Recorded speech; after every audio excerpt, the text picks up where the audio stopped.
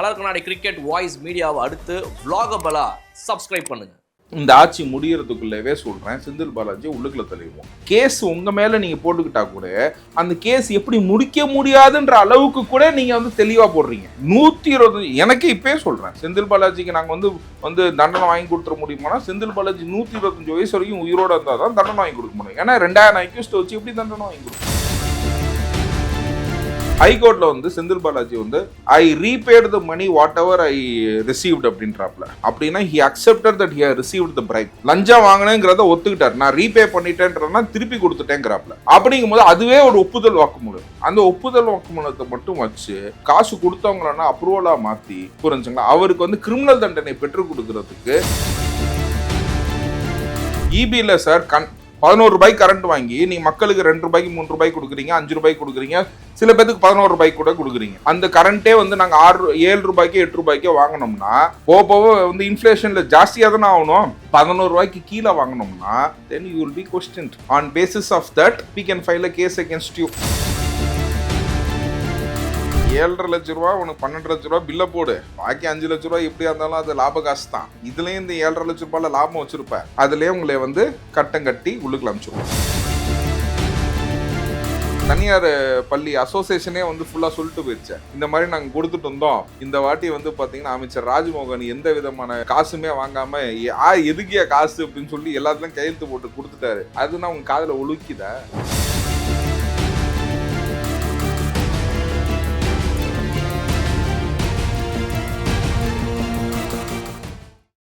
இது வரைக்கும் திமுக மேல எவ்வளவோ வழக்குகள் தொடுக்கப்பட்டிருக்குது, ஏதாவது ஒன்னாவது நிரூபிக்கப்பட்டிருக்கா?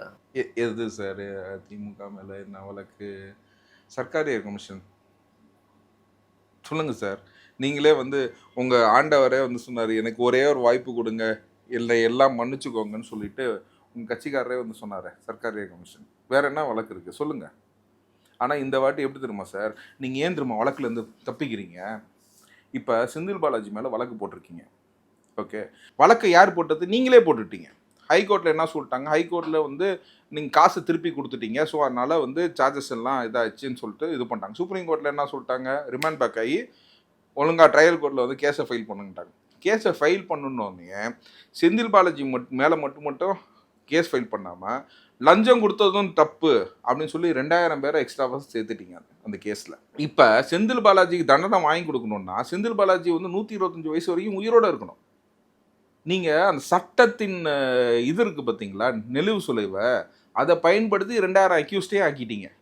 நான் அதுக்கு தான் சொல்கிறேன், இப்போ இந்த கவர்மெண்ட்டுக்கு நான் வந்து என்ன சொன்னேன், அந்த சார்ஜ் ஷீட்டை ரீரைட் பண்ணுங்க, புரிஞ்சுங்களா, ரீரைட் பண்ணுங்க. இங்கே ஆஸ்க் எக்ஸ்பிளனேஷன். அங்கே இருக்கிறவங்கன்னா யார் யாருன்னா அப்ரூவல் ஆகிறாங்கன்னு சொல்லிட்டு, ஏன் கண்டிப்பாக நம்ம இந்த வழக்கில் வந்து ஸ்குவாஷ் பண்ணுறதுக்கு நம்ம ஹைகோர்ட் வந்து உரிமை இருக்குது. ஆம்ஸ்ட்ராங் வழக்கிலே வந்து பார்த்தீங்கன்னா ஜஸ்டிஸ் வேல்முருகன் வந்து ஸ்குவாஷ் பண்ணார், சார்ஜ் ஷீட் வந்து ஸ்குவாஷ் பண்ணார். அப்படிங்கும் போது always government also can represent thing also and they can say that we will rewrite the charge sheet அப்படின்னு சொல்லிட்டு காசு கொடுத்தவங்க எல்லாத்தையும் அப்ரூவல் ஆக்கி, புரிஞ்சுங்களா, செந்தில் பாலாஜியை மட்டும் போட்டு ஃபில்டர் பண்ணோம்னா 4 வருஷத்தில் கேஸ் முடிக்கலாம் ஃபாஸ்ட் ட்ராக்ல போட்டு. இந்த ஆட்சி முடியறதுக்குள்ளவே சொல்கிறேன், செந்தில் பாலாஜியை உள்ளுக்குள்ள தள்ளிடுவோம். இந்த மாதிரி பார்த்தீங்கன்னா நீங்கள் கேஸ் உங்கள் மேலே நீங்கள் போட்டுக்கிட்டா கூட அந்த கேஸ் எப்படி முடிக்க முடியாதுன்ற அளவுக்கு கூட நீங்கள் வந்து தெளிவாக போடுறீங்க. பா, இந்த மாதிரி ஃப்ராடுங்களை நான் வந்து உலகத்திலே பார்த்தது இல்லை சார். அறிவாளின்னு பாராட்டலாம், ஓகேங்களா. இந்த மாதிரி ஃப்ராடுங்களை நிஜமாக தான் சொல்கிறேன்.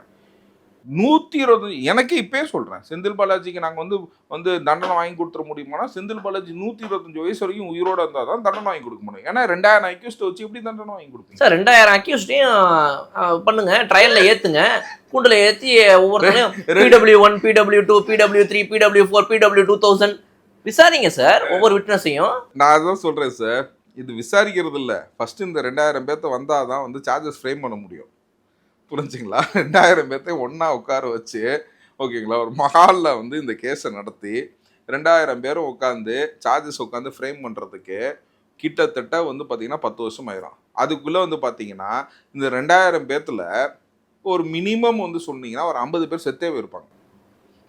ஏன் குறைச்சு சொல்றீங்க? 100 போடுங்க. ஓகே, அது உங்க இஷ்டம். டிசீஸ்ட் பார்ட்டிக்கு ஆள் இல்ல, நீங்க சாவும் விட மாட்டீங்க. அவர் டிசீஸ்டா இல்லையான்னு தெரியாம ஒரு இருக்குதுன்னு ஒரு பெட்டிஷன் போடுவீங்க, NBW ஆக்கி ஓகேங்களா, போலீஸ்காரங்களாம் தேட விடுவீங்க. அதுக்கப்புறம் போலீஸ்காரங்க 4 தடவை போயிட்டு வந்துட்டு அவர் செத்து போயிட்டாருங்கம்மா அப்படிம்பாங்க. அது சொல்லும் போது 2 வருஷம் ஆயிடும், அவருக்கு 2வது வருஷம் தவசமே வச்சிருவோம். ஓகேங்களா, ஏன்னா இப்படித்தானே காலத்தை தள்ள முடியும். புரிஞ்சுங்களா? இந்த மாதிரி வந்து பாத்தீங்கன்னா சட்டத்துல இருக்கிற நுணுக்கங்களை வந்து ரொம்ப வந்து கேவலமா பயன்படுத்துறது வந்து இந்த திமுக தான். இதை நான் ஒரு அலிகேஷனாவே வைக்கிறேன், மக்கள்கிட்டே கேட்குறேன். ஏன்னா பாவம் வந்து பார்த்தீங்கன்னா இந்த காசு கொடுத்தேன்னு சொல்கிறவங்கன்னா வந்து பார்த்தீங்கன்னா காசு கொடுத்த நீ காசு கொடுத்தியா? ஆமாம். அந்த கேஸில் நான் ஒரே ஒரு சின்ன பிரின்சிபல் சொல்கிறேன். ஹைகோர்ட்டில் வந்து செந்தில் பாலாஜி வந்து I repaid the money whatever I received அப்படின்றாப்ல. அப்படின்னா he accepted that he received the bribe. லஞ்சம் வாங்கினேங்கிறத ஒத்துக்கிட்டார். நான் ரீபே பண்ணிட்டேன்றனா திருப்பி கொடுத்துட்டேங்கிறாப்ல. அப்படிங்கும்போது அதுவே ஒரு ஒப்புதல் வாக்குமூலம்.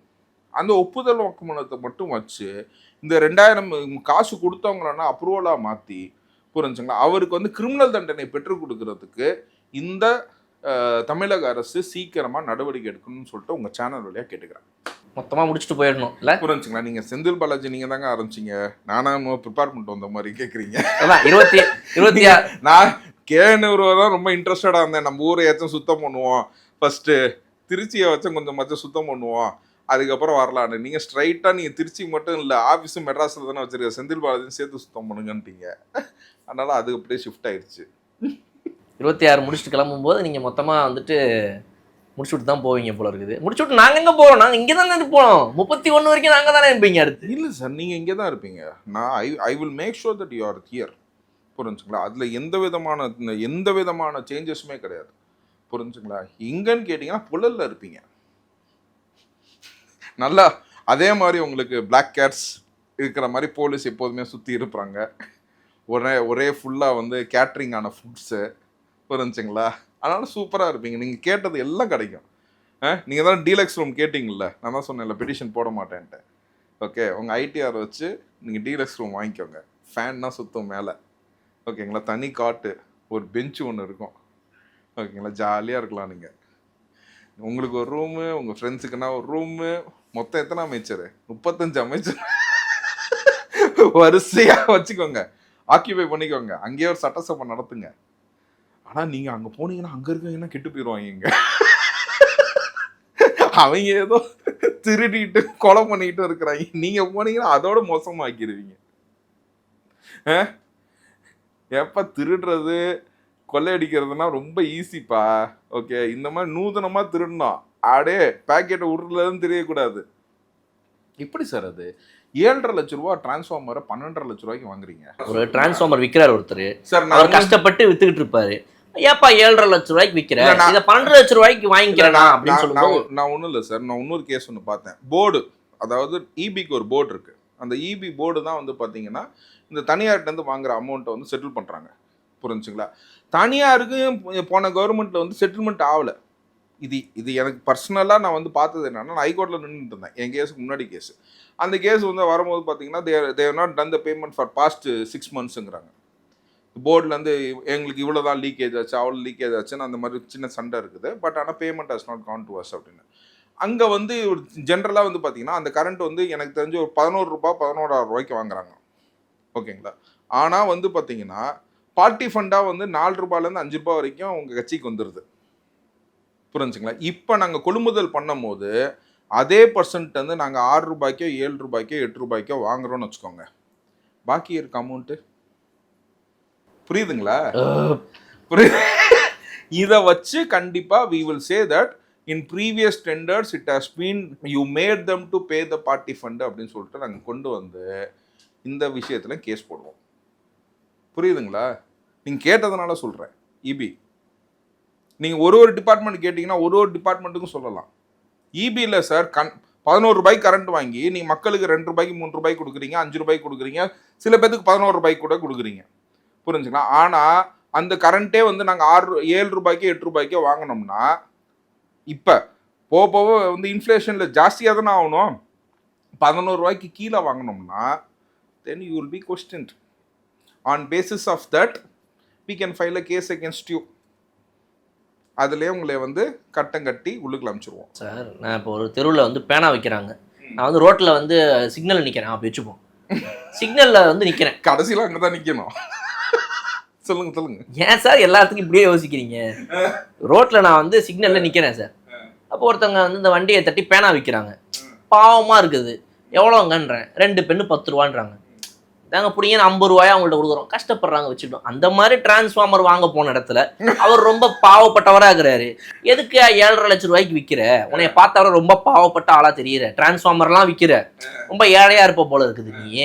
இந்தாப்பா 7.5 லட்சம் ரூபாய் உன் அக்கௌண்ட்ல உன் ஆஃபீஸில் கேட்ட மாதிரி உன் கம்பெனிக்கு கொடுத்துரு. ஆனா பில்லை 12.5 லட்சம் ரூபாய்க்கு போடு. 3 லட்சம் ரூபாயை நீ எடுத்துக்க, 2.5 லட்சம் ரூபாயை எனக்கு கொடுத்துரு அப்படின்னு சொல்லி ஒரு ஒரு ஏழைக்கு ஒரு உதவி பண்றோம். இது தவறா சார்? இல்ல சார், இதுல நீங்க என்ன பண்ணிருக்கீங்க தெரியுமா? 7.5 லட்சம் ரூபா உனக்கு 12 லட்சம் ரூபா பில்ல போடு, பாக்கி 5 லட்சம் ரூபாய் எப்படியா இருந்தாலும் அது லாப காசு தான். புரிஞ்சுங்களா? இதுலயும் இந்த 7.5 லட்சம் ரூபாயில லாபம் வச்சிருப்ப. இந்த 5 லட்சம் ரூபாய் என் பார்ட்டி ஃபண்டுக்கு அமிச்சிரு தான் வாங்கியிருக்கீங்க. அது வந்து ஒரு ஏழைக்கு உதவி செய்யும் போது அந்த உதவியில இந்த ஏழையும் கொஞ்சம் பயனடைஞ்சுக்கலாமே அப்படின்னு நினைக்கிறேன். இதுல என்ன சார் தப்பு? 7.5 லட்சம் ரூபா பொருள் வாங்குறதுக்கு 5 லட்சம் ரூபா கமிஷன் வாங்கின ஒரே ஆளு நீங்க தாங்க. கொடுப்பதற்கு தயாராக இருக்கிறார்கள், வாங்கவர்களுக்கு என்ன தவறு இருக்கிறது? இப்பதான் அதுதான் ஸ்கூல் டீச்சர்ஸ்லாம் வந்து சொன்னாங்களே ஏற்கனவே. ஓகேங்களா? 25 லட்சம் ரூபா, அதாவது நோ அப்ஜெக்ஷன், உங்க கையெழுத்தை என் பன்னீர்செல்வம்ன்ற போடுற கையெழுத்துக்கு இந்த இந்தியன் படத்துல சொல்லுவான்ல செந்தில், இந்த கையெழுத்து தயவு செய்து போடுங்க எஜமான அப்படின்றதுக்கு அந்த நோ அப்ஜெக்ஷன் லெட்டர்ல கையெழுத்து போடுறதுக்கு 25 லட்சம் ரூபாவாம். அதுக்கு ரெனியூவலுக்கு கையெழுத்து போடுறதுக்கு 5 லட்சம் ரூபாவாம். அந்த ஸ்கூல்ல தனியார் பள்ளி அசோசியேஷனே வந்து ஃபுல்லாக சொல்லிட்டு போயிடுச்சேன், இந்த மாதிரி நாங்கள் கொடுத்துட்டு வந்தோம், இந்த வாட்டி வந்து பார்த்தீங்கன்னா அமைச்சர் ராஜ்மோகன் எந்த விதமான காசுமே வாங்காமல் எதுக்கியா காசு அப்படின்னு சொல்லி எல்லாத்துலையும் கையெழுத்து போட்டு கொடுத்துட்டாரு ஒரு 3000 ஸ்கூலுக்கு அப்படின்னு சொல்கிறாங்களே. அதுனா உங்கள் காதில் ஒலிக்குதாங்க அசோசியேஷன். ஓகேங்களா? இதெல்லாம் பார்த்துட்டு நாங்கள் வேணும்னே வந்து சட்டசபையில் நின்றுக்கிட்டு பார்ட்டி ஃபண்டா எங்க ப்ரூஃப் காட்டுங்க பார்ப்போம் அப்படின்னு தைரியமா பேசுவோம். நியூஸ்லயே வந்து உட்காந்து அசோசியேஷன் ஆளுங்க ஆரம்பிச்சு எல்லாருமே போன வருஷம் தாங்க எங்கள்கிட்ட வாங்கிட்டு இருந்தாங்க, போன மாசம் வரைக்கும் வாங்கிட்டு இருந்தாங்கன்னு சொல்லுவாங்க. ஆனா நாங்க எங்க ப்ரூஃப் காட்டுங்க பார்ப்போம், ப்ரூஃப் எல்லாம் பேசக்கூடாது, தைரியமா அடிப்போம். Okay okay okay okay okay சரி, அக்கௌண்ட் ட்ரான்ஸ்ஃபர் பண்ணியிருந்தாங்கன்னா இப்போ அதெல்லாம் எடுக்கப்படும். எங்க அக்கௌண்ட் ட்ரான்ஸ்ஃபர் தான் நாங்கள் வாங்கவே மாட்டோமே, எல்லாமே ஹாட் கேஷ் இன் ஹேண்ட். இல்லை பார்ட்டி ஃபண்ட் நீங்கள் அக்கௌண்ட் ட்ரான்ஸ்ஃபரும் வாங்கியிருக்கீங்க. ஓ, இது தெரியாதா? நீங்க வந்து அமைச்சர் வாங்கிக்கிறது மட்டும்தான் கேஷ் வாங்கியிருக்கீங்க. பார்ட்டி ஃபண்ட் வாங்கினது வந்து நீங்கள் இது வாங்கியிருக்கீங்க, அக்கௌண்ட் ட்ரான்ஸ்ஃபர் வாங்கியிருக்கீங்க. அதை தான் வந்து பார்த்தீங்கன்னா வந்து சார்லஸ் மார்டின்ஸ் வந்து சொன்னார், 500 கோடி ரூபா எதுக்கு அப்புறம் என்கிட்ட 500 கோடி ரூபா வாங்கினேன், என்னை விற்க விட்றேன்னு சொல்லி தானே 500 கோடி ரூபா வாங்கினேன் அப்படின்னு சொல்லி ஒரு வாக்குமூலமே கொடுத்தாரு. பார்த்தீங்களா? 500 crores sir party fund. Party ஃபண்டுக்கு தானே கொடுத்தாரு. இல்லாதவங்கள்ட்ட வாங்குறோமா சார்? இருக்கிறவங்கள்ட்ட தானே வாங்குறோம். சரி, அப்படின்னா ஒரு ஸ்கூல் நடத்துறாங்க, ஒரு பிரைவேட் ஸ்கூல் நடத்துறீங்க, 25 லட்சம் ரூபா வாங்கிக்கிட்டா என்ன? பல பேருக்கு பல சீட்டை போட்டு ஒவ்வொரு சீட்டுக்கும் 50,000 1 லட்சம் ஃபீஸ் வாங்குறீங்க, ஏன் எனக்கு 25 லட்சம் கொடுக்க மாட்டீங்களா? நீங்க வாங்குற அந்த 25 லட்சம் தான் சார் பசங்கள்ட்ட வாங்குற காசுல இருந்து தான் சார் உங்களுக்கு அந்த 25 லட்சம் கொடுக்குறாங்க. இப்போ என்னோட ஃபீஸ் இன்க்ரீஸ் ஆகுதே சார், உங்கள்ட்ட வாங்குற உங்களுக்கு கொடுக்குற அது ஏன் பிரச்சனை கிடையாது, நீங்க என்ன வேணா பண்ணிக்கங்கன்றோம். அதனாலதான் இப்போ மக்கள் சொல்லிட்டாங்க, இந்த 2000 ரூபா கொடுக்கறது, கிஃப்ட் பாக்ஸ் கொடுக்கறது, 5000 ரூபாய்க்கு கிஃப்ட் பாக்ஸு, 2000 ரூபா ஓட்டுக்கு, இதெல்லாம் கொடுக்கறது ஏன் பிரச்சனை கிடையாது, கொடுக்கறத கொடு, வாங்கிட்டு நாங்கள் விசில் அடிச்சிருவோம் அப்படின்னு மக்களும் முடிவு பண்ணிட்டாங்க. புரியுதுங்களா? மேயர் எலெக்ஷனில் விசில் அடிக்கிறாங்க, அடிக்கிற அடியில் பாருங்க ஒரு சைடு மீசையே போகுது. சார் எப்படி சார் அவர் மட்டும் எடுப்பாரா, அறிவாலயத்தில் இருக்க எல்லாருமே எடுத்துருவாங்க? சொன்னவங்க மட்டும் தான் எடுப்பாங்க, என்ன எல்லாருமே வந்து எடுப்பாங்க உங்களுக்கு? இருந்தாலும் அவரோட குரூப், அவர் கீழே இருக்கிற சிசிய பிள்ளைங்க, அவர்னா என்ன பண்ணுவாங்க, அவர் எடுக்கும் போது அழுவாங்களா? குளத்தூர்லயே மக்கள் அழுததெல்லாம் பாத்தீங்களா சார் நீங்க? எவ்வளவு கண்ணீர், அதெல்லாம் வந்து பின்னாடியே ஒருத்தர் வண்டி தள்ளிட்டு போய் அழுதாரு. என்ன சார் பேசுறீங்க நீங்க? யாரு சார் வண்டி தள்ளினா? அதுல வண்டி தள்ளிட்டே போய் ஒருத்தர் அழுதாரு சார். வண்டியில ஃபுட்பால் அடிச்சுட்டு போனாரு சார், அவரை போய் உடனே வண்டி தள்ளினாருன்றீங்க நீங்க. நான் யாருன்னே சொல்லல, நீங்களா சொல்றீங்க ஃபுட்பால் அடிச்சாரு, நான் யாருன்னே சொல்லல. ஸோ சம்திங் எல்லாத்தோட மனசுல வந்துருக்கு. இல்லை சார், உங்களுக்கு கருத்துக்கள் 1000 இருக்கலாம், பட் நாங்கள் சேனல் நடத்தணும், ரைட்? நீங்கள் இப்படி கருத்துக்களை சொல்லிட்டு போயிடுவீங்க, ரைட்டுங்களா? திமுகவினர் வந்துட்டு எங்களை எதுவும் பண்ண மாட்டாங்க, அவங்க வந்துட்டு நேர்மையாக பேசுகிறாங்கப்பா, பேசுறதை பேசிட்டு போட்டோம். இண்டிபெண்ட்டாக ஜேர்னலிசம்னா ஜேர்னலிசம் தான். யூடியூப் சேனல் அவங்களுடைய கருத்துக்களை பதிவு பண்ணுறது எதுவுமே கருத்து சுதந்திரத்துக்கு நம்ம எதிர்ப்பு தெரிவிக்கிறதே கிடையாது அப்படின்ற மாதிரி அவங்க டீசெண்டாக நடந்துப்பாங்க.